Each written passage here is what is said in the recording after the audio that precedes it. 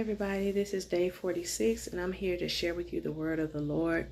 As I was going through some of my Kingdom Government Summit notes from October and November, the Lord reminded me that I had not released this word. To be honest with you, I didn't even ask God if the word was supposed to be released because as we were in praise and worship and the worship was so high, I heard the Lord say, get your pen and begin to write. When I tell you, I have never written that fast before in my life. It's just like as soon as the Holy Spirit was speaking it to me, I was writing it and I was not stopping. And so God began to remind me. He said, even though that word has been released, I want you to give the reminder, because how it was released, as you can see, and that's the date up there. As soon as I heard it, and Apostle Giles got up, some of the same things I wrote down in my book during that worship time, he spoke it.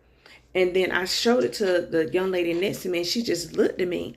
And so one of the things I know, that God is not hiding things from his prophets. It ain't even just about his prophets. It's those that are willing and that have a relationship and that are listening to his voice to give instructions. And so I wanted to share with you this word of the Lord, because I began to see everything that is happening in our nation, everything that's going on in California, everything that's going on with the storms and everything. And we know that judgment is going to come. We know that God is judging America. We've been hearing it. We've been saying it. And so one of the things that God began to remind me is a class that I took about the winds of the Lord. And one of the things I recognized was the east wind was a wind of judgment. And so I think about the wind that is in California, and I think about the how the fire is going. And I remember when I looked at it, it said that Moses called upon the east wind to bring locusts to plague Egypt. It also said that the east wind is dry and it's hot. What's in California? It's dry, and the fire is hot.